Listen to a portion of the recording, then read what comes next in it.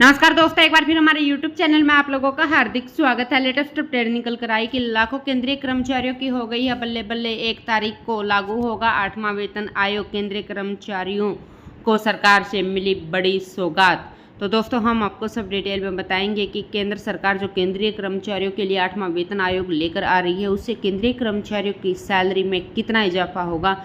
अगर आप हमारे चैनल पर फर्स्ट टाइम विजिट करें तो चैनल को लाइक कर दीजिए, सब्सक्राइब कर दीजिए, साथ ही साथ बेल आइकन को भी बजा दीजिए ताकि गवर्नमेंट या पेंशन से संबंधित जितने भी न्यूज आती हैं उनके नोटिफिकेशन आप लोगों के पास तुरंत पहुँच के। तो करते वीडियो को स्टार्ट बिना किसी देरी के।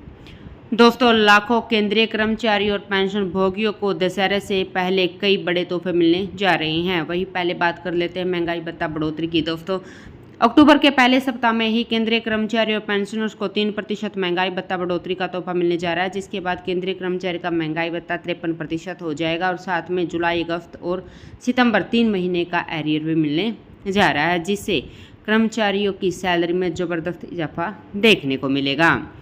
दोस्तों, केंद्रीय कर्मचारी और पेंशन भोगियों के लिए 8वां वेतन आयोग एक महत्वपूर्ण विषय बन गया है। पिछले कुछ समय से इस आयोग के गठन और इसकी सिफारिश को लेकर चर्चा जोरों शोरों पर है।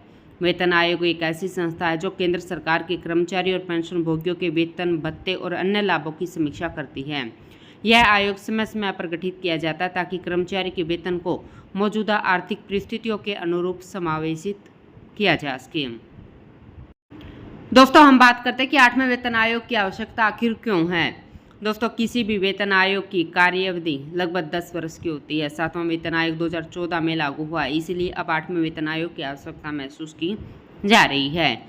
पिछले कुछ वर्षों में देश की अर्थव्यवस्था में कई बड़े बदलाव हुए, महंगाई बढ़ी, जीवन शैली में कई परिवर्तन हुए। इन सभी कारकों को ध्यान में रखते हुए वेतन संरचना में बदलाव की आवश्यकता है। केंद्रीय कर्मचारी यूनियन लगातार नए वेतन आयोग की मांग कर रहे हैं। उनका मानना है कि मौजूदा वेतन संरचना वर्तमान आर्थिक परिस्थितियों के अनुरूप नहीं है। दोस्तों, सरकार 1 जनवरी 2026 तक 8वें वेतन आयोग का प्रारूप तैयार कर सकती है। दोस्तों, सरकार द्वारा आयोग का गठन किया जाता है जिसमें विशेषज्ञ सदस्य शामिल होते हैं। दोस्तों, आयोग देश की आर्थिक स्थिति, महंगाई दर और अन्य प्रशासनिक कारकों का अध्ययन करता है। इस प्रक्रिया में लगभग 12 से 18 महीने का समय लगता है। आयोग विभिन्न पहलुओं पर विचार करके अपनी सिफारिश तैयार करता है। आयोग सिफारिश पर सरकार विचार करती है और उन्हें स्वीकार, अस्वीकार या संशोधित कर देती है। अंतिम निर्णय के बाद और नई वेतन संरचना को लागू किया जाता है। दोस्तों, फिटमेंट फैक्टर वेतन संशोधन का एक महत्वपूर्ण हिस्सा होता है। यह वह गुणांक है जिसमें मूल वेतन को गुणा करके नया वेतन निर्धारित किया जाता है। कर्मचारी यूनियन 3.68 फिटमेंट फैक्टर की मांग कर रहे हैं। वर्तमान में केंद्रीय कर्मचारियों का फिटमेंट फैक्टर 2.57 है। न्यूनतम वेतन 18,000 रुपये प्रति माह है। न्यूनतम पेंशन 9,000 रुपये है। अधिकतम वेतन 2,50,000 रुपये है और अधिकतम पेंशन 1,25,000 रुपये निर्धारित की गई है। दोस्तों, फिटमेंट फैक्टर को 1.92 हो सकता है। इससे वेतन में उल्लेखनीय वृद्धि हो सकती है। यह केवल अनुमान है और वास्तविक आंकड़े विभिन्न भी हो सकते हैं।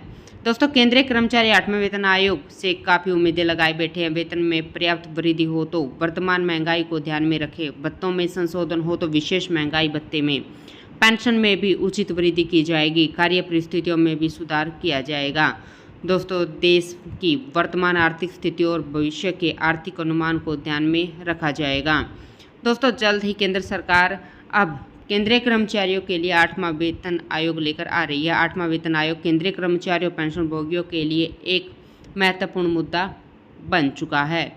अब सरकार के पास एक बड़ी चुनौती आ गई है। अब इस चुनौती से सरकार कैसे निपटेगी और कर्मचारी की अपेक्षाओं को किस हद तक पूरा करती है, अब वो जल्द ही पता चलने जा रहा है। तो दोस्तों, अब कर्मचारियों को बड़े तोहफे मिलने जा रहे हैं जो त्योहारिक सीजन में कर्मचारियों की बल्ले बल्ले कर देंगे। तो दोस्तों, आज के लिए इतना ही। मिलते नेक्स्ट वीडियो में, तब तक के लिए जय हिंद, जय भारत।